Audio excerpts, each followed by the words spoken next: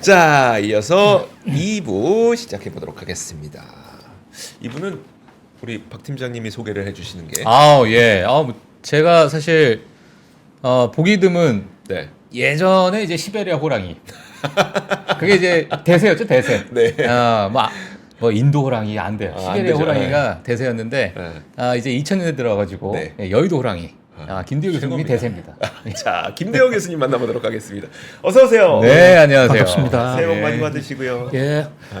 중국어로 신년 콰일러. 네.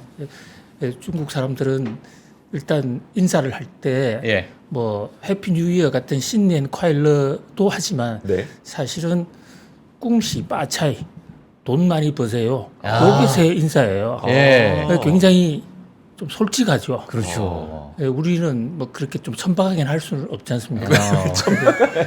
저 알려주세요. 저 다시 한 번만 알려주세요. 저 어. 그 우리 구독자분들한테 쓰고 싶다. 그러니까 두 개인데 중국 사람들 하나는 신년 콰일러 네. 이것은 이제 좀 신년 콰일러. 즐거운 새해 네. 되세요. 아. 우리하고 조금 품격이 맞는 거고요. 예. 근데 중국 사람 친한 사람들 만나면 꿍시 빠차이 꿍시 바차이. 네, 돈 버세요. 예. 여러분 꿍시 바차이. 네. 돈 버세요. 자, 격이 안 맞는다고 했는데 우리가 다 같이 꿍시 빠차이 하고 있어. 그러네. 죄송합니다. 아니 뭐 제가 솔직하죠. 너무 솔직하죠 사실은.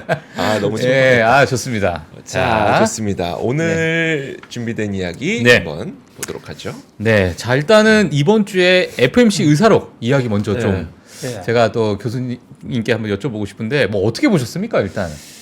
예, 그러니까 좀 심하게 표현하면 제롬 파월의 사기극이었다. 이렇게까지 평가하는 뭐 뉴욕에서 나오는 각 언론들 보면 제롬 파월의 미스테이크 실수였다. 전달하는데 조금 충실하지 못했다. 이렇게 이제 점잖게 표현하면 이래요. 예. 그런데 제롬 파월 연준 의장이 미국 연준 역사상 처음으로 경제학자가 아닌 분이에요. 그렇죠. 네. 맞아요. 이분은 조지타운에서 로스쿨 나온 분인데 로스쿨 나와서 저 뉴욕 이 월스트리트에 가서 IB 은행에 투자 업무를 한 게 아니고 그 사고 생기면 네. 법원에 왔다 갔다 하는 서류 써주고 하는 소송 담당하는 변호사를 했거든요. 예. 그리고 당적도 원래 공화당 당적을 갖고 있어요. 그렇죠. 네. 그런데 당도 이제 민주당 정부에서 발탁이 되고 뭐 여러 가지 정치적으로도 조금 그러니까 확고한 신념이 있는 사람은 아니에요. 왜 정치적인 얘기까지 이렇게 말씀을 드리냐면요. 제롬 파월이 그동안에 연준에 있었던 오랜 경험이 있기 때문에 경제학자는 아니라도 메커니즘을 충분히 알 텐데 지난번 12월 초에 FOMC 끝나고 나서 기자회견을 할 때 어떤 얘기를 했냐면 여러 얘기가 있었습니다만 가장 결정적인 얘기는 그 FOMC에서 드디어 금리 인하를 논의했다. 이렇게 본인이 먼저 밝혀요. 네. 그런데 의사록을 보시면요. 논의했다라는 표현은 눈을 뜨고 봐도 전문 다 읽어봐도 없어요. 논의한 게 아니라 이런 표현이 딱 하나 있습니다. 내년 말에 그러니까 이제 해가 바뀌었으니까 올 12월 달이죠. 예. 올해 말에 금리가 떨어진다라는 점도표에서 지금보다도 0.75%포인트가 떨어지는 걸로 점도표가 나와 있지 않습니까? 네. 그 점도표가 적절하다는 의견이 있었다. 요 대목 하나 나옵니다. 네. 금리 인하란 얘기는 아예 의사록 전문에 한 표현도 없어요. 예.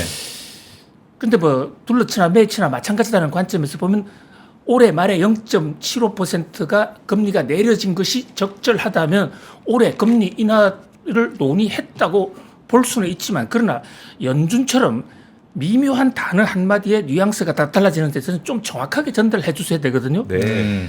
그런데 그렇게 하지 않고 기다렸다는 듯이 금리 인하 논의를 했다라고 좀 확대 해석을 한 것은 예. 저는 아무래도 정치적인 압력을 상당히 많이 받고 그에 따라서 좀 그 바이든 대통령의 떨어지는 지지율을 의식해서 좀 금리 인하를 가고자 하는 많은 국민들의 욕구를 좀 앞당겨서 의도적으로 그렇게 하지 않았느냐. 자, 미국 연준에서요 최악의 연준 의장으로 뽑히는 분이 경제학 교과서에서도 우리가 항상 그 모델을 연구합니다만 아스 번스라는 분이 있습니다. 네. 아스번지라는 분은 닉슨 대통령 때에 바로 그 연준 의장을 했는데 그때 물가 엄청나게 올랐습니다. 네. 오일 쇼크도 그때 생겼고 그게 베트남 전쟁 때 미국이 워낙 돈을 많이 쓰는 바람에 특히 금본위제 그 금퇴한 제도를 쓰고 있어서 당시에는 그 미국 달러를 가져오면 반드시 온스당 35불의 시세로 교환해 주기로 돼 있었습니다. 그게 금태환 제도고 그 금태환 제도 때문에 사실 1948년 브레튼 우즈 체제에서 달러를 기축통화로 영국 파운드에서 달러로 바꿀 때 하나의 담보를 걸었던 게 그러면 미국으로 해준다. 경제학자 케인즈가 미국을 기축통화로 하자. 대신에 달러를 바꿔줘라. 금으로. 그런데 그게 이제 베트남 전쟁에서 하도 돈을 많이 써가지고 못하게 돼서 금태환 제도를 포기합니다. 그러니까 통화량이 엄청나게 늘어나서 물가가 오르게 된 것입니다. 그러니까 대통령 재선이 어렵게 되니까 닉슨 대통령이 번스한테 여러 번 부탁을 하는데 금리가 이제 물가가 조금 잡힐 것 같으니까 네. 아 이제 잡혔다 하고 금리를 내려버립니다. 그랬다가 6개월 후에 물가가 다시 폭등을 해서 금리를 더 올리는 네. 그래서 최악의 연준 의장이다 했거든요. 바로 이 제롬 파월도 작년에 잭슨홀 미팅에 가서 아스번저의 실패를 반복하지 않겠다라고까지 얘기를 했습니다. 그런데 12월 달에 나타난 그 이 제롬 파월 연준 의장의 기자회견과 의사록 두 개를 딱 비교해 보면 조금 지나치게 많이 나갔다. 그러니까 상당히 좀 바이든 대통령 눈치를 보고 특히 또 제닛 옐런 재무장관 눈치를 보면서 정부 쪽에 좀 힘을 실어줬다. 근데 그게 이제 정권 시장에서 지난해 연말에 주가가 얼마나 크게 올랐습니까? 네. 그런데 이제 올 들어서 아 이게 좀 아닌 것 같아 하면서 주가가 좀 조정을 받고 있는 게 아닌가. 예. 그래서 전반적으로 97% 정도는 맞는 얘기예요. 잘 전달했는데 그 중에서 한 3% 정도는 제롬 파월이 좀 빨리 갔다. 저는 이렇게 예. 해석을 할 수 있겠습니다. 그러면 혹시 12월 달에 FMC에서는 어차피 의사록이라는 것은 그 다음 달에 또 공개가 되어 있으니까 네.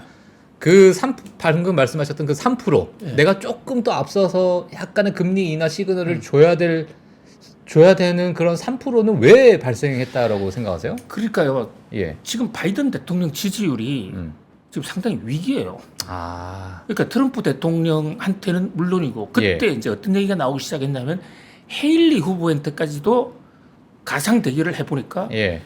공화당에서 2등인 헤일리가 나와도 바이든을 물리친다. 네. 그런 보도가 막 나올 때거든요. 그래서 지금 그리고 그 당시에 다시 언론을 한번 날짜별로 한번 가보십시오. 민주당 내에서 대체 후보를 내자. 예. 바이든 가지고는 안 된다. 바이든이 나이가 너무 많다. 네.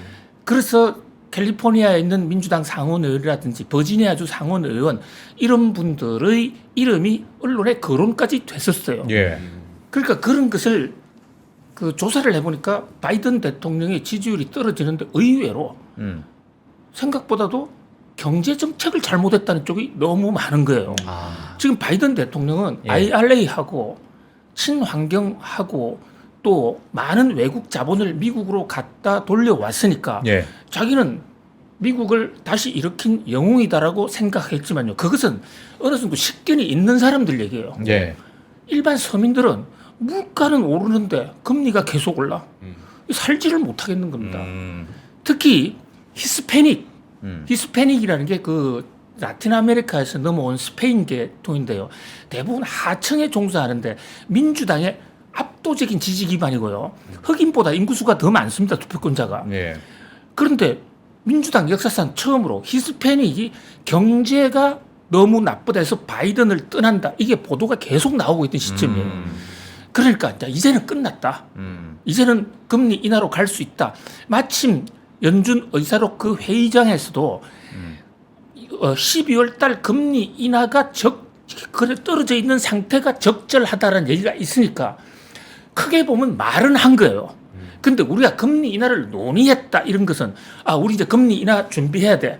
몇 월 달에 할 거야. 이런 정도로 가야 그것을 논의했다고 볼 수 있는데 논의는 하지 않고 금리 인하 얘기가 그냥 살짝 나온 거예요. 예. 물론 올해 금리 인하 할 겁니다. 그러나 제롬 파월의 그런 어떤 좀 정치적 눈치를 많이 봤다.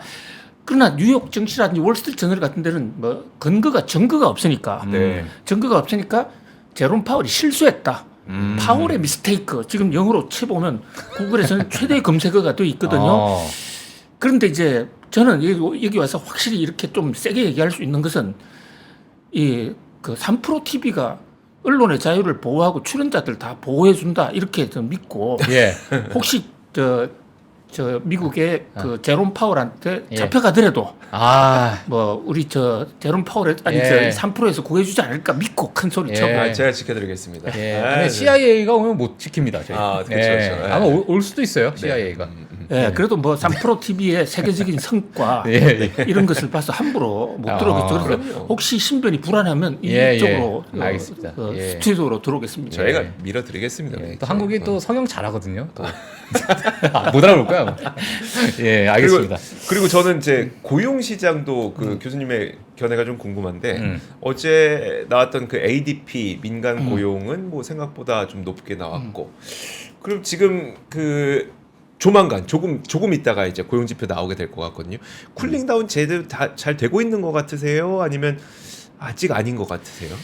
그걸요 우리가 산을 바라볼 때 멀리서 산을 바라보는 거하고 가까이서 가보면 멀리서 보는 산은 그냥 아름다워요. 네.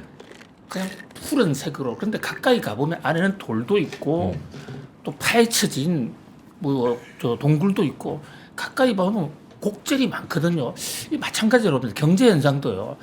거시적인 형태로 큰 흐름을 갖고 보면 지금 분명히 물가도 조금씩 떨어지고 있고 네. 또 고용도 쿨다운 되고 있습니다. 그래서 연착륙의 기대가 충분히 나올 수 있고 중장기적으로 연착륙 가는 것이 확실시 돼 보여요. 그런데 하나하나를 뜯어보면 그 지표들이 여러 가지 그 ADP 고용 지수라든지 또는 졸트 보고서 이런 것들이 각각의 특성이 있기 때문에 그 특성에 따라서는 중장기적으로 내려가더라도 울퉁불퉁 좀 올라갔다가 내려갔다가 이런 반복을 많이 할 거라고요. 예. 자, 그래서 바로 이런 타이밍이기 때문에 저는 이런 타이밍에 우리 3% 시청자님들 이게 오히려 저는 미국 서학 개미 주식 투자할 때 좋은 기회라고 생각을 해요. 무슨 얘기냐면 중장기적으로는 안정이 될 겁니다. 네. 그런데 단기적으로 이게 튀어서 주가가 지금 신년 벽두처럼 주가가 좀 조정받을 때 있잖아요. 예. 이럴 때 오히려 매수의 타이밍이라고 볼 수가 있는 거예요. 중장기적으로는 결국은 쿨링 다운 되고 금리를 내리게 될 수밖에 없어요. 네. 금리 내려갑니다. 네. 그런데 그 과정이 일률적으로 이렇게 내려가는 게 아니라 내려가면서 쿵탕쿵탕 거릴 거기 때문에 네. 그 과정을 우리가 잘 보면 예. 일희일비할 게 아니라 오히려 큰 틀에서의 과학적인 투자를 할 수 있다. 자, 지금 최근에 나온 ADP 보고서라든지 감원 보고서 여러 가지 지표들이 시장 예상보다는 조금 더 고용이 더 좋은 것으로 나타나고 있습니다. 오늘 밤에 나오는 이제 10시 반에 곧 나오는 그 보고서는 또 시장 예상으로는 뭐 신규 실업이 많이 생각보다 줄어들었을 것이다. 이렇게 보고 있고 또 시간당 임금도 좀 안정됐을 것이다. 실업률도 좀 높아졌을 것이다. 쿨링 다운 될 것이라고 보지만은 뭐 결과적으로 시장 예측이 맞을지 안 맞을지 이건 좀 두고 봐야 되겠죠. 그러나 그런데 일비하기보다는 그런 어떤 울퉁불퉁과 중장기 그 간격과 격차를 활용한 물론 기업 이제 주식 투자라는 것은 개별 기업을 보고 들어가야 되지만 전체 지수 투자를 한다든지 거시경제 지표를 보고 투자할 때는 이런 요소를 역으로 이용할 필요가 있다. 저는 이렇게 봅니다. 예. 사실 저도 이제 그 S&P 500의 수익률을 보니까 네. 물론 뭐 장기 투자라고 하면은 뭐 5년으로 생각하시는 분들도 있을 것이고 뭐 30년 뭐 이렇게 보시는 분들이 있으시겠지만은 10년이 지나가고 나면 수익을 볼 확률이 97% 이상이더라고요. 아 맞아요. 저도 봤어요. 예, 15년 이상은 100%예요, 100%. 예, 수익 날 확률이. 그러니까 네. 15년 갖고 있으면 무조건 수익 난다는 얘기인데, 사실 어찌 보면은 타이밍이라는 게 물론 언제 사느냐, 뭐 적절한 타이밍 찾기가 힘들겠지만 방금 이제 교수님께서 말씀해 주신 것처럼 뭔가 시장이 약간의 좀 조정이 됐을 때는 오히려 또 기회가 될 수도 있는 그렇습니다. 들어가는 시점 자체가. 네, 그죠? 그렇습니다. 그래서 자, 지금 뭐 한두 번의 고용 지표가 쿨링 다운 안 되는 거로 나왔다. 네. 그래서 오늘 그 HSBC 보고서 같은 데 보면 리버스 골디락스. 이거 골디락스가 거꾸로 가는 거 아니야? 무슨 얘기예요? 의미예요? 그러니까 골디락스라는 게 예. 물가도 좀 식고 예. 고용도 식어서 딱 먹기 좋은 상태지 않습니까? 예. 그렇게 가다가 오히려 데워지고 있다는 거죠. 아. 그게 저 HSBC 홍샹뱅크의 보고서입니다. 예. 그런데 그 보고서도 중장기적으로 계속 그렇게 되는 게 아니라 그것이 매우 일시적이다. 예. 그러니까 계속해서 일률적으로 내려가는 것이 아니라 예. 쿵탕쿵탕 거리면서도 중장기적으로는 쿨링 다운이 될 것이다. 될 것이다. 네. 그래서 쿵 할 때는 살 때가 됐네. 그죠? 쾅 하면은 우리가 팔아야 되고. 근데 이제 그게 개별 종목과 또 예. 이제 거시경제 지표는 또 다르고요. 예, 그렇죠. 예. 네. 그리고 또 중요한 것은 주식은 사는 때보다도 예. 사는 것은 사실 쉬워요. 팔 때가 더 맞아요, 중요한 맞아요. 거죠. 예. 그 가지고 있다가 예. 그쪽 배터리 같은 것도 보면 무슨 뭐 에코 뭐 어쩌고 하는 분들 막 올랐는데 계속 오를 때 그때 안 팔고 끝까지 가지고 있다가 떨어지는 경우도 있잖아요. 맞아요. 그러니까 그럼 사실 3프로 TV가 그런 면에서 이제 그 방송을 예. 24시간 계속 해줘야 되는 거예요. 에코 머시기 그 때문에. 아니 에코뿐만 아니라 모든 예. 것을 예. 사는 것보다 파는 시점이 더 중요하기 때문에. 그리고 사라고 했으면 그 종목에 대해서는 예. 사후 관리. 예. 우리가 몇월 며칠 날 사라고 했는데 예. 그 종목 추세는 이렇습니다 하고 계속 해줘야 됩니다. 저희가 리딩박은 아니었어요, 교수님. 물론 저희가 완전 제 스타일인데. 제가요 어느 공중파에 예. 한 10여 년 전에 기자 생활을 할 때 나가서 무슨 마당인가 뭐 아침마당인가 자갈마당인가 뭐 이런 게 있었어요. 그래서 주식 투자 어떻게 하면 됩니까? 그래서 주식 투자는 투자 좋은 자하고 같이 살아야 됩니다. 저하고 같이 사시겠어요? 어느 아주머니가 주부가 물어봤는데 예. 그래서 제가 방송심의위원회에 잡혀갔어요. 그런 저기 아침부터 엄란한 얘기를 공중파에서 한다고. 저는 그런 의도가 아니고 예. 사는 타이밍보다도 보유와 떨어뜨릴 타이밍이 훨씬 더 중요하다 이런 말씀을 드리고 싶은 것입니다. 알겠습니다. 예. 우리가 그 교수님한테는 확실히 그 저희 기업 이야기를 들으면 또 이게 또 그렇게 그렇죠. 재밌지 않습니까? 기업 저는 이야기 이거 한번- 시리즈로 갔습니다. 시리즈로. 그러니까. 예, 갔으면 네. 좋겠어. 그러니까 S&P 500개 기업 전부 다. 맞습니다. 그렇게 해가 우리 저 책을 하나 내고요. 그러니까요. 같이 예. 우리 박 팀장님하고 예. 이조 한 권에 10개 기업씩 해서 50건 내는 걸로. 네. 그리고 제일 안타까운 게 서학 개미들이 너무 몇몇 종목에만 치중하고 있는데 그것은 모르기 때문에 그럴 수밖에 없어요. 네. 그리고 또 치중하는 와중에서도 그 회사의 내막을 잘 모르니까 그냥 분위기 보고 들어가고 나오고 해서 좀 이제 낭패를 보는 게 많다. 그래서 회사의 내부 분위기를 아는 것이 무엇보다도 중요하다. 저는 이런 말씀을 드리고 싶습니다. 예. 그러면 오늘 방금 내부의 분위기가 너무 중요하다고 말씀하셨으니까 애플에 대해서 얘기 안 할 수가 없을 것 같습니다. 정말 지금 월가에서 지금 IB 두 군데서 애플 투자 의견을 하향 조정했어요. 예.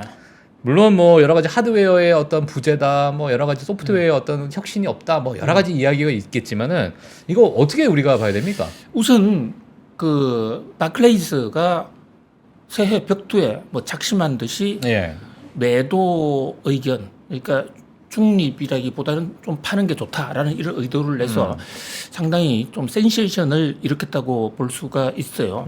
목표 주가도 162달러에서 161달러로 1달러 낮췄더라고요. 네. 그런데 사실 1달러 낮춘 것을 가지고 뉴욕 증시는 조금 과잉 반응을 했습니다.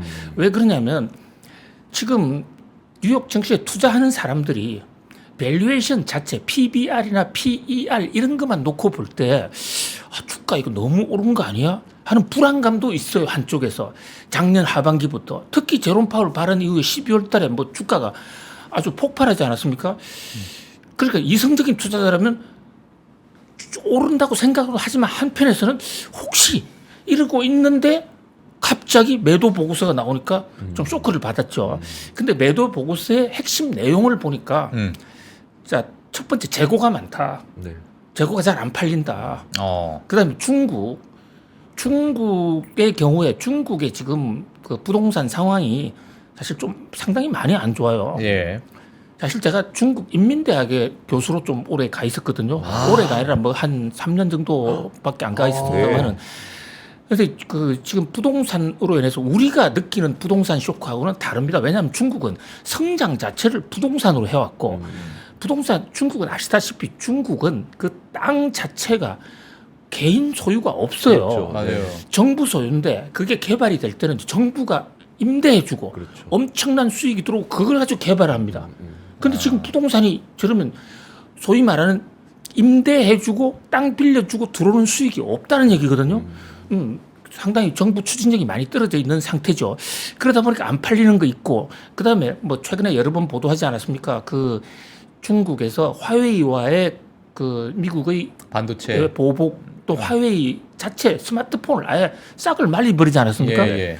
그러니까 중국이 이번에 화웨이 반도체 나오는 걸 계기로 공직자들 애플 쓰지 말라, 외국산 쓰지 말라. 예.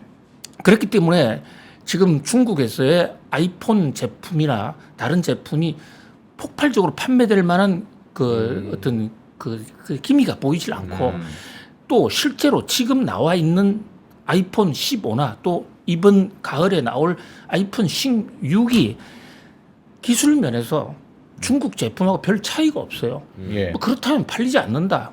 뭐 이렇게 본 보고서 내용은 주로 그렇게 돼 있는 것 같아요. 예. 그리고 이제 오늘 이제 또 한 군데 더 나왔는데 이제 그쪽 보고서는 주로 재고 문제 이런 것을 다루었습니다. 이제 또 한 측면에서는 작년에 주가가 많이 오른 IT 업체들이 대부분 AI와 관련된 건데 애플은 AI와 관련된 특별한 어떤 이벤트가 없었지 않습니까? 네. 뭐 이런 것들이 여러 가지 어떤 방향 전환을 주지 않았느냐. 뭐 그러나 그렇다고 해서 이 애플이 뭐 완전히 뭐 무너졌다.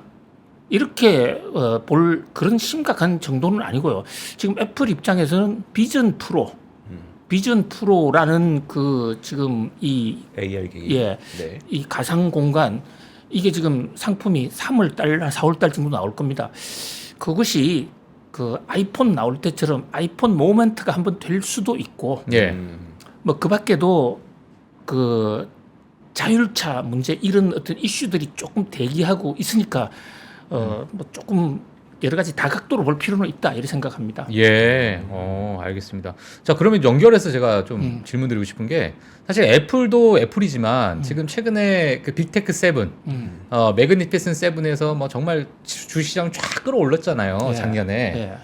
근데 이제 올해 들어가지고 그 부분을 이제 조정이 주니까 야, 이거 AI가 어떤 트렌드가 끝난 것이냐.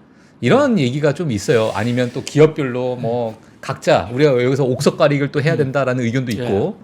교수님께서는 어떻게 보세요? 그러니까 일단 너무 급하게 오르다 보니까 밸류에이션 공포가 있는 것이죠.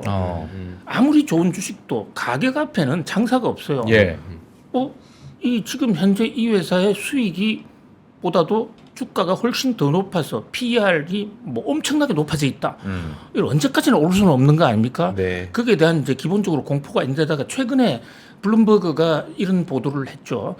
AI가 그 현재 굉장히 인기를 끄는 것은 사실이지만 이 AI가 당장에 돈이 되고 있는 것은 별로 없다. 엔비디아 정도나 당장에 GPU를 파니까 돈을 벌지만 다른 쪽에서는 별로 돈을 안 번다. 자, 그다음에 또 이 AI 관련 업체들의 CIO 그러니까 CEO 중에서 투자 전문하는 사람들, 기술 전문하는 사람 이런 사람들을 대상으로 실제로 조사를 해보니까 네. AI에서 돈 벌었느냐? AI에서 돈이 안 된다는 겁니다. 학습에서 돈 안 된다는 겁니다. 그러니까 단기적으로는 작년에 주가는 많이 올랐는데 AI의 실적이 자 2월 달이면 지금 지난해 실적 발표를 하지 않겠습니까? 그 실적 발표에서 엔비디아는 상당히 좋겠죠. 그러나 나머지 회사들 같은 경우는 AI 주라고 해서 들어갔는데 실적이 별로 안 좋네? 그럼 실적이 나쁘면 당기순이익이 떨어지면 그 PER 배수는 더 올라가겠죠. 네. 그러면 밸류에이션이 과대평가됐다는 공포가 더 많을 것이다. 이런 우려가 좀 있다. 예. 그래 중장기적으로는 앞으로의 10년은 AI입니다. AI 모먼트가 왔어요. 예. 그러니까 AI를 잘 활용하는 것은 매우 중요한데, 자 초기에 처음에 그 빌 게이츠가 저 노트북 시대를 열었다라든지 그 또는 그 이 저 새로운 어떤 스마트폰 시대를 열었을 때도 그런 아이폰의 모멘트가 왔을 때도 이런 여러 가지 곡절을 거쳐요. 네. 주가가 팍 오르면 밸류에이션 공포가 있고 돈 얼마나 벌었어. 실적이 나쁘면 주가가 떨어졌다가 예. 또 오르고. 예. 그러니까 이 또한 굉장히 기복이 많을 것이다. 예. 이 기복을 어. 우리 박 팀장님하고 잘 찾아간다면 예, 예. 오히려 이건 기회다. 제가요. 메타버스에 이제 뭐 이게 계속 얘기해서 정말 지겨우실 수 있어요. 저희 글로벌 라이브 시청분들 정말 죄송한데 제 네. 마지막으로 한마디 하고 이제 절대 얘기 안 할게요. 이제. 네. 메타버스가 이제 앞으로 기대감이 쫙 올라서 근데 그 기대감이 이제 줄어들었잖아요. 왜냐면 실적이 안 되니까. 그렇죠. 엄청나게 줄었죠. 예. 그 다음부터 사실 뭐 지금 이제 올해 뭐 작년에 메타는 정말 올라갔지만 메타버스라는 산업 자체는 아직까지도 네. 예, 숫자로 찍히기에는 아직 좀 멀었다. 그렇습니다. 예, 이렇게 되니까 네. 이게 AI도 네. 또 이런 뭔가 메가 트렌드라고 해서 작년에는 정말 많은 분들이 투자를 했지만 네. 이게 숫자로 찍히기까지는 한 5년, 10년 걸린다라는 만약에 어떤 산업 전체에 걸쳐서 그런 얘기가 나오게 되면 네. 이게 하나의 또 그냥 산만 만들고 끝나는 거 아니냐 뭐 이렇게 또 보시는 분들이 있을 것 같은데 어떻게 보십니까? 근데요, 그 메타버스하고는 좀 다르라고. 메타버스는 우선 예. 기계 자체가 음. 굉장히 비싸고 또 거기다가 메타버스 공간이 현실 공간과 가상 공간 이게 두 개를 왔다 갔다 하면서 그 실제로 비즈니스를 하기에는 젊은 사람들은 되는데 예. 실제 비즈니스 현장에서는 그 빨리 전환이 잘 안 돼요. 그러나 AI는 당장에 뭐 이제 마이크로소프트에서 AI 버튼을 만든다든지 속속 들어올 겁니다. 그러나 그것이 폭발적으로 한꺼번에 잘 되는 것이 아니라 시행착오는 많이 겪는다. 예. 그 스티븐슨이 전기기관 만들었을 때요. 네. 전기기관차 나왔을 때 대박을 쳤다가 전기기관차가 폭발 사고가 일어납니다. 그래서 2, 3년 동안은 이거 뭐야? 이거 쓰면 안 되겠네? 이러다가 또 기술이 개발되고 메타버스도 시대가 오는데 메타버스는 시간이 좀 더 걸리지만 AI는 그렇게 비즈니스화 할 수 있는 영역이 예. 훨씬 더 그 접근이 훨씬 더 메타버스보다는 더 쉬울 수 있다. 그런 면에서 AI는 뭐 앞으로 또 예의주시해야 될 가장 최대의 변수다 이렇게 봅니다. 저 그러면은 뭐 추가적인 질문 하나만 또 드린다면 모든 산업이 관심을 받았을 때는 네. 주가가 선반영을 해서 그 기대감이 쫙 올라갔다가 예. 결국에는 정말 아까 말씀해 주신 것처럼 실적이 숫자로 찍히기 전까지는 다시 빠지기 시작하잖아요. 막 밸류에이션이 너무 네, 높아졌다. 그렇죠. 네. 아직 뭐 실적이 없는데 너무 주가는 올랐다. 이렇게 돼서 만약에 실체가 그 다음에 이어진다면은 2차적인 어떤 상승이 좀 보여질 것이고 그렇습니다. 실체가 없다면 그 산만 만들고 이제 끝나는 그러한 그렇죠. 산업들이 예. 정말 많은데 예. 그 두 산 사이에서 그 기간을 봤을 때는 네. 인공지능은 뭐 예를 들면은 좀 빨리 그런 어떤 주기가 예. 그래도 빨리 사이클이 돌면서 지속적으로 좀 상승할 거라고 보세요. 어떻게 보세요? 근데 그 시기를 단정적으로만 얘기할 수 있으면 얼마나 예. 좋겠습니까? 예. 그건 이제 우리 하나님 만나서 좀 여쭤봐야 될 그런 대목도 있어요. 정말 신의 한 수를 예. 물어봐야 되는데 저는 이제 감히 말씀드릴 수 있는 것은 메타버스에 비해서는 두 가지 점에서 큰 장점이 있다. 그러니까 접근 가능성 면에서 산업화할 수 있는 메타버스는 우선 이게 뭐 끼고 가상 공간 왔다 갔다 하고 이게 그 트랜스퍼 전환을 하는 게 대해서 굉장한 어떤 이 벽이 높았어요. 예, 벽이 기술의 높아요. 벽이 그 기술의 기술보다는 벽도 높고 또 사회 환경에 우리가 비즈니스맨들이 그 환경으로 전환하려면 이것을 버리고 저쪽으로 가기에는 맞아요. 사용자가 거기 들어가기에는 예. 지금 너무 이쪽도 높았어요. 잘 되는데 굳이 너무나 새로운 하드웨어니까. 네, 그렇죠. 하드웨어뿐만 아니라 하여튼 발상의 전환 네. 또 문화의 전환 예. 그런데 AI 쪽은 상당 부분이 바로 우리가 하는 분야에 접목을 시킬 수가 있다. 그다음에 돈도 생각보다도 덜 들어갈 수 있다. 이제 이런 것들이 그다음에 또 산업 연관 효과 면에서 그 메타버스는 메타버스 하는 몇 업종만 그렇죠. 잘 되는데 AI는 어디다 적용하냐에 따라서 그 분야하고 AI가 같이 클 수도 있다. 그렇기 때문에 AI와 메타버스를 단순 비교하기는 어렵고 예. AI도 곡절은 있겠지만 그러나 앞으로 10년은 AI가 산업을 주도한 IT 산업을 주도할 가능성이 상당히 높다고 봅니다. 상당히 높다. 알겠습니다.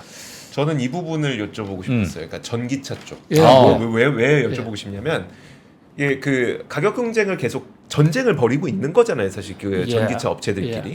그럼 분명히 이제 그 2월에 발표된 실적에서는 영업 마진이나 이런 것들이 대부분 안 좋을 것 같단 말이죠. 맞습니다. 근데 사실 특히 이 대표적인 뭐 전기차 업체라고 하는 기업들의 주가가 낮아지진 않았어요. 제가 예. 보기에는. 예. 그러면 이번 실적 발표에서 이런 기업들이 좀 어떻게 될 것 같으신지 좀 이렇게 분위기를 한번 좀 말씀해 네, 주시죠. 지금요 전기차 쪽은 한마디로 중국입니다. 그러니까 중국 때문에 전기차가 이렇게 붐을 이루게 됐고 또 중국 때문에 지금 불황 공포가 지금 생기고 있는 거예요. 그러니까 중국 사람들 불과 2000년대 우리 초반에만 하더라도 현대자동차, 네. 베이징에 현대 베이징 차가 택시나 차가 뭐 우리 점유율이 20% 30%까지 올라갔습니다. 그 얘기는 무슨 냐면 우리 자동차 기술이 우리가 압도적이었거든요. 근데 그 당시 시진핑 국가주석이나 중국에서 도대체 내연차 쪽에서는 경쟁이 없다. 그래서 아예 전기차로 가자 해서 국가 산업으로 보조금을 엄청 집어넣지 않습니까? 그 지금 우리나라는 아직 전기차가 많이 보급이 안 된 편이에요. 중국은 전기차 안 쓰는 게 이상합니다. 전기차를 국가 산업 프로젝트로 했고 전기차를 쓰는 게 애국이었고 국뽕이었단 말이죠. 그런데 그게 지금 포화 상태에 왔어요. 그러니까 전기차 가질 만한 사람들은 대부분 일단 가진 거예요. 물론 가졌다 하더라도 이제 다시 교체할 그 신규 수요가 없는 것은 아닌데 그러다 보니까 중국의 배터리 회사가 몇 개냐면요. 작년에 망한 회사가 10,000개요. 아 그래요? 우리하고 와 진짜요? 망한 회사가 10,000개고 한 15만 개 정도가 있습니다. 15만 개. 15만 개요. 네, 자동차 회사가 몇 개냐? 1,000개가 넘어요. 우리나라에 나오는 보도가 되는 것도 한 100개 정도로 지금 자동차 회사를 뽑을 수가 있거든요. 예. 우리나라 전기차 회사 몇 개 있습니까 도대체? 우리나라 전기차 회사 몇 개 현대기아 없잖아요. 뭐 한 개. 현대기아밖에 솔직히 한 개죠. 그렇지. 뭐 현대, 뭐 기아도 뭐 만들려고 하는 정도. 우리나라 전기차 거의 뭐 시작하지 않은 것이죠. 일본도 없어요. 근데 중국이 포화가 되니까 포화가 되기 전에는 테슬라가 왜 중국을 왔습니까? 테슬라가 중국 좋아서 간 게 아닙니다. 중국에 팔아먹어야 되니까. 중국에서 제조하는 회사만 보조금을 준다 했으니까 중국에서 생산하는 게 가격도 싸고 그래서 테슬라가 미국은 생각도 안 하고 중국에 들어가서 사업을 하려고 했고 성공한 겁니다. 그런데 또 미국 기술도 있고 중국 사람이 미국에 대한 향수 마치 그 우리가 아이폰 쓰듯이 그런 향수들이 좀 있거든요. 국뽕 와중에서도 미제가 좋은 거 아니야? 또 이런 분위기가 조금은 있어요. 그러다 보니까 테슬라 차가 잘 팔렸는데 이제 중국에서 차를 살 만한 사람들이 대충 사고 그러니까 이 비아디 같은 데라든지 이런 데서 대대적인 가격 할인을 해버린 겁니다. 특히 가격 할인을 하는 데 있어서의 그 배터리. 비아디 같은 데는 배터리를 직접 만드는 회사예요. 그러니까 배터리로 출발하는 회사거든요. 그러니까 왕찬투라는 그 오너가 배터리 전문가예요. 아주 거지처럼 인생을 살았던 중南대학 출신인데 배터리 박사에서 원래 삼성전자에서 만드는 그 갤럭시 폰에 배터리를 최고 많이 납품하던 회사가 바로 비아디입니다. 저희들 옛날에 배터리 그 내장을 열면요. 배터리 내장을 왜 많이 열었냐면 강의 중에 네. 전화가 막 걸려오잖아요. 예. 이게 끌 줄을 잘 모르겠는 거예요. 초기에 이게 처음에 잘 그게 적응이 안 됐어. 네. 그 강의는 해야 되고 그러니까 내장을 막 뜯어요. 배터리를 뜯어요. 배터리뿐만 아니라 다 뜯어내버리는 그러니까 거죠. 그 전원을 잠깐 끌려고. 예, 전원이 안 꺼지니까. 그래서 요즘은 제가 좀 공부를 많이 했지만 그렇게 내장을 꺼내보면 꼭 보면 BYD가 나와요. BYD 이게 뭐야? BYD가 Build Your Dream. 당신의 꿈을 이루어라. 내가 꿈을 이루어주겠다. 그 배터리 만들던 회사가 바로 비아디예요. 그 비아디가 테슬라를 이겼지 않습니까? 왜 이겼느냐? 자, 이제 전기차 기술도 어느 정도 신기술이 노출이 되니까 기술 격차가 없는 상태에서 가격이 떨어진 겁니다. 특히 배터리 회사가 10만 개가 15만 개가 10,000개씩 망하는 회사 과정에서 얼마나 가격이 떨어졌겠습니까? 그리고 한때 우리는 배터리의 품질 좋은 배터리에 중요하다 해서 한국은 품질이 좋아요. 네. 근데 중국은 그냥 일단 쓰고 보자. 그래서 그 좀 저거품이었지만 가격이 싼. 근데 그것도 요즘 기술 개선이 많이 됐어요. 그러니까 비아디가 가격을 대폭 떨어뜨렸습니다. 그러니 이제 비아디 입장에서는 중국에서 안 팔리니까 죽기 살기로 생존권 차원에서 가격을 낮추니까 테슬라가 안 팔리는 거예요. 테슬라도 중국서 가격을 낮춰봤어요. 그런데 테슬라 매출도 안 늘었어요. 그렇죠. 점유율이. 맞아요. 가격 낮췄는데 점유율도 안 늘었어? 가격을 낮추면 투자자들이 그나마 감내할 수 있는 것은 좀 많이 팔았네. 그러면 미래 가능성이 있는 것이 아니야. 근데 매출도 줄고 수익도 줄고. 그러니까 테슬라 이거 물론 테슬라에 대해서 완전 기대가 없어진 건 아니에요. 왜냐하면 머스크라는 사람이 워낙 천재적으로 또 무슨 아이디어를 지금 꿍꿍이를 갖고 있는지 우리는 그까지는 알 수가 없지 않습니까? 예. 뭔가 하나 또 내놓을 가능성이 있단 말이죠. 그러나 현재까지 나온 것만 보면 이거 그러다가 지금 각종 기관에서 그 수익률 안 좋다고 나오는데 실적 한번 연간 실적 한번 보자. 이게 또 2월 말에 나올 거 아닙니까? 실적 불안할 수 있어. 그렇게 일부 사람들이 좀 선반영해서 빠지는 또 JP 모간이 그 월가의 금융 황제 아닙니까? 네. 거기서 테슬라 좀 조심해라 해서 오늘 보고서 나왔지 않습니까? 그러니까 좀 조심하는 그런 상황이기 때문에 예. 현재 뭐 거기다가 또 트럼프가 지지율 올라가면 올라갈수록 예. 전기차는 불안합니다. 석유화학 쪽이죠. 테슬라는요 자기 자본도 그렇고 자기의 이해관계가 내연차에 있어요. 내연차가 더 잘 돼야 돼요. 네. 전기차 해줄 이유가 없는 게 바이든이 미워서가 아니라 거기다가 또 그 미국의 스윙보트 그 5개 주 그게 대부분 러스트 벨트라고 해서 자동차 하다가 망한 디트로이트나 이런 곳인데 예. 바이든이 그 전기차 전환을 하니까 전기차는 고용이 별로 필요가 없어요. 내연차보다. 예. 그러니까 지금 그 UAW란 미국 전기차 노조에서 미국 자동차 노조에서 들고 일어난 거 아닙니까? 그러니까 놀란 바이든이 확성기 들고 갔잖아요. 그래서 당신들 충분히 데모할 만해. 대통령이 그렇게 오죽급했으면 세계적으로 미국 역사에 처음 있는 일이에요. 그만큼 다급한 거. 왜냐하면 거기서 트럼프는 무슨 소리야. 외국 전기차 못 들어오게 내 막을 거야. 그거 미국 전기차 필요 없어. 당분간 내연차 한 30년은 더 해. 여러분이 퇴직하기 전까지는 계속 고용을 보장할 것입니다. 그 한마디가 훨씬 표를 얻는 데 더 유리하단 말이에요. 그렇죠. 그런 면에서 트럼프 지지율은 오르고 좀 불안하죠. 뭐 이런 요인들이 종합적으로 작용했다 이렇게 볼 수 있습니다. 그 사실 그 도요타 회장이 이런 얘기 했잖아요. 전기차로의 전환이 너무 기대감이 너무 붕 떠 있다 지금 사람들이. 이제야 지금 이제 전기차가 약간 수그러드니까 수요 둔화가 오니까 이제야 좀 정신을 차린 것 같다. 뭐 이런 얘기까지 좀 했는데 맞습니다. 동의하시는 거죠? 예, 그렇습니다. 그러면 내연기관의 어떤 연장선상이 그러니까 내연기관이 좀 더 또 갈 것이라고도 이렇게 보고 계시는 거예요? 그러니까 트럼프 대통령이 대통령 되고 나서 그러니까 7년 전에 제일 처음 했던 행정 서명이 파리 협약으로부터의 탈퇴. 파리 협약이 기후 협약이죠. 기후가 미국 안 해. 미국 안 하면 전 세계 동력을 못 받습니다. 그래서 다시 석유가 살아난 거 아닙니까? 트럼프 대통령 분명히 그렇게 다시 또 치고 나올 가능성이 높은 게 아니라 확실시 됩니다. 그렇게 되면 미국이 협조하지 않는, 그리고 지금 미국은요, 원유를 다 캐내지 못했어요. 맞아요. 공화당 세력들 입장에서는 여기서 전기차로 다 가? 말이 안 되는 거예요. 예. 왜냐하면 미국 특히 알래스카, 지금 알래스카에 제 아들이 살아요. 그래요? 네, 거기서 지금 직장을 다니고 있는데요. 알래스카 거기에 이번에도 탄원했지 않습니까? 알래스카 굉장히 춥고 경제적으로 좀 소득이 좀 낮은 곳이니까 석유 시추할 수 있게, 석유는 지금 많이 발견이 됐어요. 거기 있어요. 브리티시 페트롤리엄 영국 BP, 영국 석유가 북해서 그 석유를 개발하는 바람에 영국이 다시 한번 일어났는데 그것보다 훨씬 많은 양의 석유가 알래스카에 있는데 이번에 바이든 대통령이 그 개발 못하게 했습니다.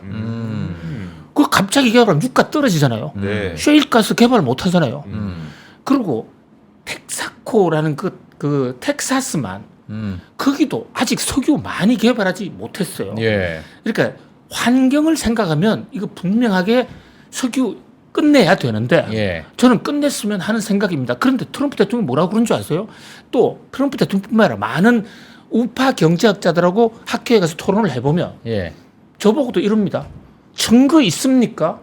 자, 지구 온난화되는 거 맞는데 우리 지구가 지금 살지 못하게 된 건 맞는데 그게 석유 떼서 그렇다는 증거 있습니까? 명약 관한 인과관계를 제시해 보세요.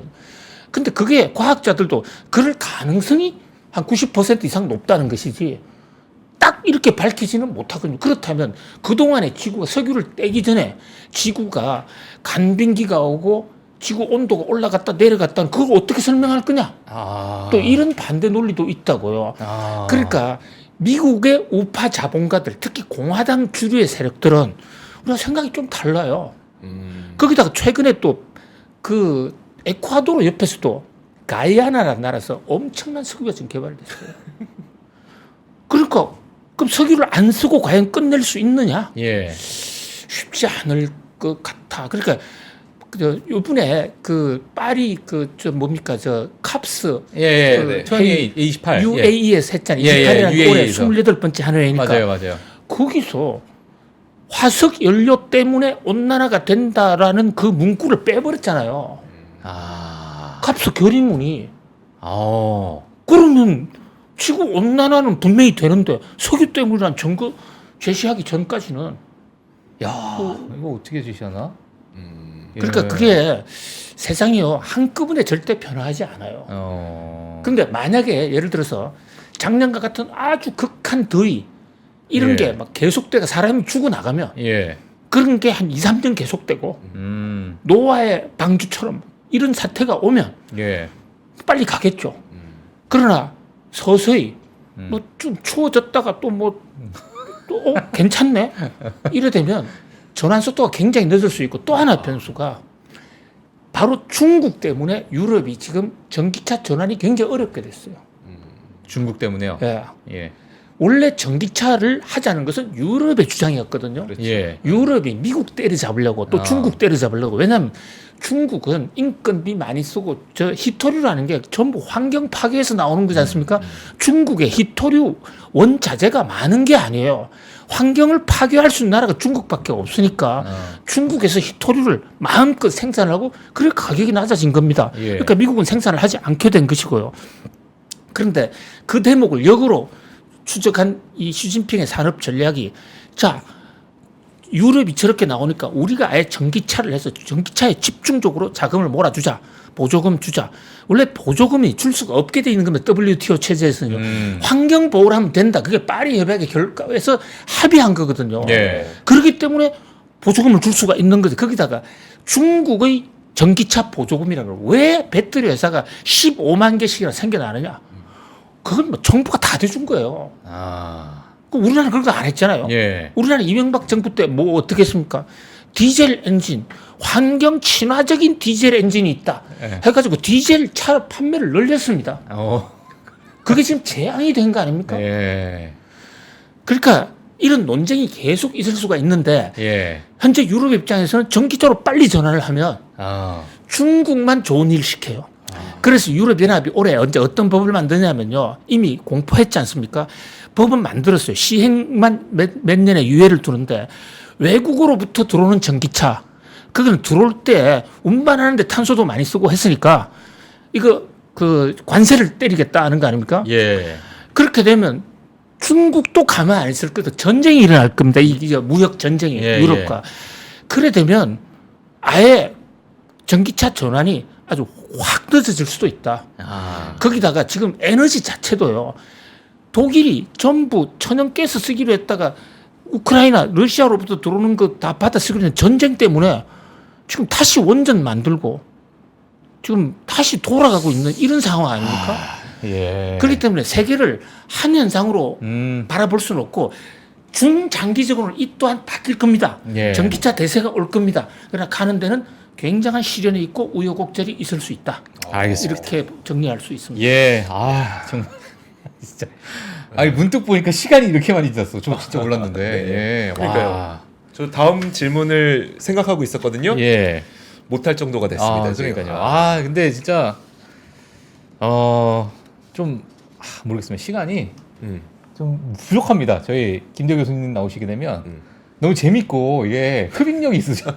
아이고, 제가 방금 침 흘릴 뻔했어요. 듣다가 예, 흡입력이 너무 있어서 네. 제 침까지 흡입하시는 것 같아가지고 두 분이 제가 깜짝 너무 놀랐습니다. 잘 진행해 주셨어요. 예. 두 분은 제가 이제 경제도 잘 모르고 뭐 하지만 기자도 해보고 대학 교수도 해보고 뭐 저 해외도 돌아다니다 보니까 이제 어떤 게 사람이 진실성이 있는 사람인가 없는 사람인가 요거는 조금 보는 눈이 생기는데 아 그래요? 두 분 앵커님들 보면 예. 제가 숨길 수가 없고 참 막 얘기가 하고 싶어요. 전 너무 너무 재밌거든요. 그러니까 그 굉장히 진행을 잘해 주시고 아 그래요? 그래서 오히려 제가 감사를 드려요. 아이고 아닙니다. 제가 오늘 했던 역할이라고는 예. 아무 말 안 한 게 제 역할이었는데 우리 교수님께서 오늘 내가 한 역할은 침 흘린 거예요. 그걸 이제 진행을 잘 해주신다고 예. 또 말씀을 해주시니까 알겠습니다. 감사드립니다. 아 오늘 뭐 조금 더 들으면 좋겠지만 이게 못 듣는 얘기가 아니에요. 보면은 지금 준비된 내용들 보면 다음 시간에 오셔서 그 얘기 또 해주셔도 됩니다. 아 그러니까, 너무 예. 예. 그러니까 야, 오늘은 여기서 보내드리도록 예, 하고 바닥이 없는 컨텐츠입니다 이건. 예. 다음 시간을 예. 좀 기약하도록 하겠습니다. 예. 자 김대호 교수님과 함께했습니다. 고맙습니다. 감사합니다. 네, 고맙습니다. 장 시작 전부터 종료까지 쏟아지는 수많은 뉴스와 정보들. 이 중에서 어떤 것이 투자에 정말 도움이 되는 정보일까요? 3프로의 증시 셔터맨 박근영 마스터가 직접 정보를 선별하고 투자의 힌트를 드립니다. 시간도 아끼고 투자 아이디어도 얻는 시간, 박근영 부장의 마켓 힌트와 함께 하세요. 자세한 사항은 3프로 TV 앱과 홈페이지를 확인하세요.